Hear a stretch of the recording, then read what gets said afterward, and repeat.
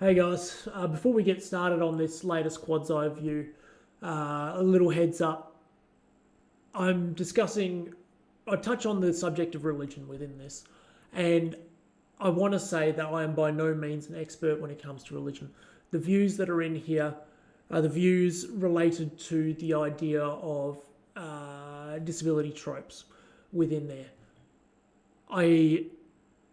Myself and 30 Foot Drop, we fully endorse that people are free to make their own decisions, that people are free to follow whatever religions they want, and that people can make their own choices. If I offend anybody with this, I apologise. I hope you guys enjoy it.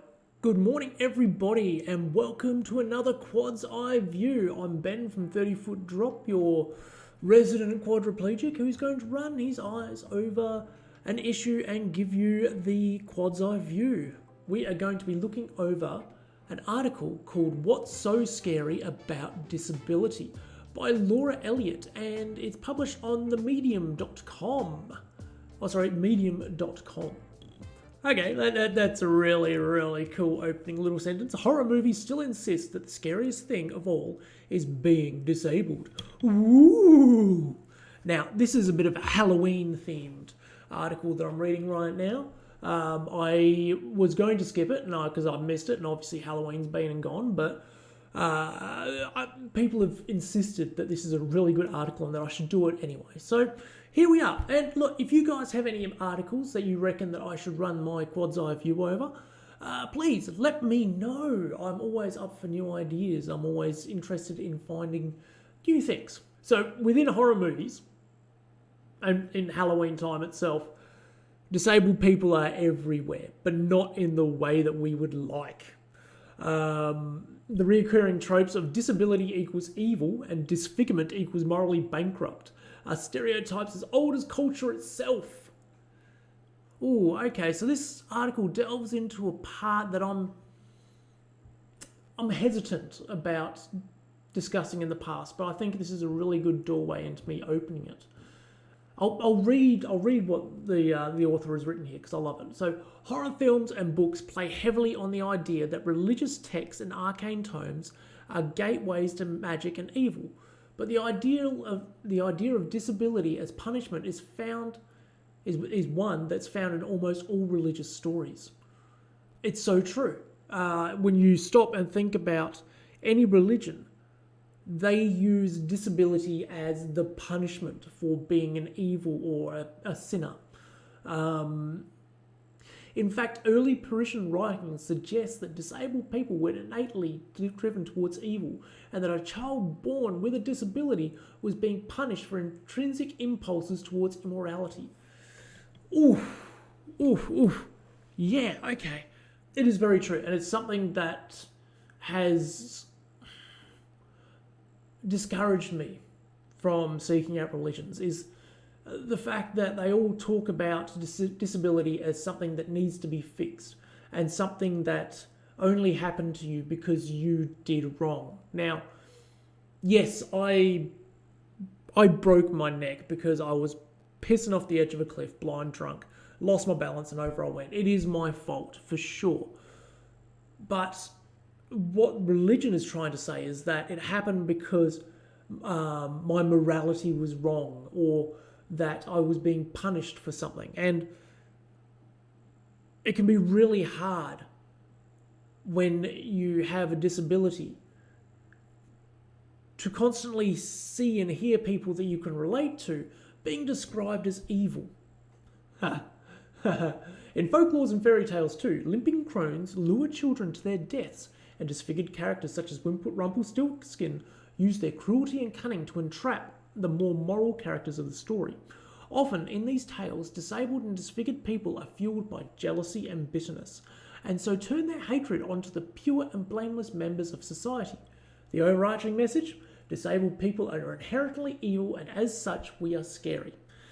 In history, religion was used as a way of describing things that we could not understand.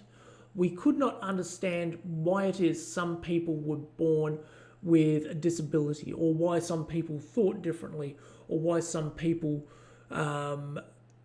suffered from psychotic breakdowns, or had some form of psychosis that detached them from reality. All of these things they couldn't explain. And religion was a tool to help explain these things. You know, it was described as something bad, something scary. You know, and humans, we do that. We like to explore. We like to have things explained. We like things to fit into neat little boxes.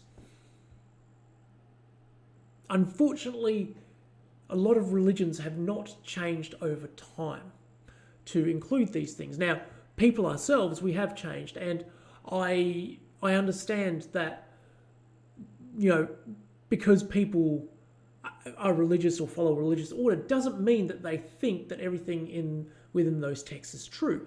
You know, they don't necessarily think that I am evil because I am in a wheelchair. Unfortunately, this lazy trope, which positions disability as being caused by or being the cause of malicious wrongdoing, is one that repeats itself in popular culture and feeds into the idea that disability is inherently a bad thing. In Stephen King's The Green Mile, now I've read The Green Mile, I really enjoyed it. I read it when I was a teenager before I acquired my disability, so this should be interesting. In The Green Mile, the callous jailer Percy is punished for his cruelty to the inmates by being rendered catatonic, while the sweet-hearted wife of the prison's chief warden is saved from her brain tumour because, as we're meant to infer, she deserves to be. The author is going on to talk about how it's not just physical disabilities. Basically, in so many horror movies, the antagonist, the evil person, or the person who is the bad guy within the movie, often has a disability. Sometimes physical, sometimes mental. The stereotype that mentally ill and therefore murderous antagonists within horror, you know, serial killers such as Hannibal Lecter, or people who are possessed like Emily Rose.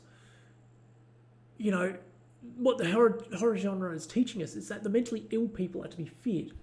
But it's actually a really sad irony. History shows us that mentally ill men and women are the ones most frequently harmed by society. You know, here's a perfect example that she goes on to talk about. Bethlehem Hospital, better known as Bedlam Asylum. Bedlam we use as a way of describing something completely insane and out of this world and uncontrollable. And Bedlam was actually a real place. Bedlam Asylum. Okay? People were locked away in squalor without treatment and routinely abused by their jailers.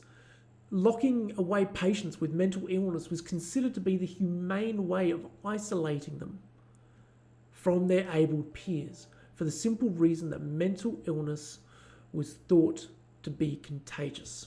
In history, mental illness, they were subjected to so much torture, from bloodletting to starvation diets to tree panning, which is the ancient practice of removing a portion of the skull. Horrific things have been done to people with mental illnesses throughout history. And yet we are taught through horror movies that they're the bad guys. This is horrific and continues to be used as a trope. Yeah, it's crazy. The author of this article goes on to talk about it.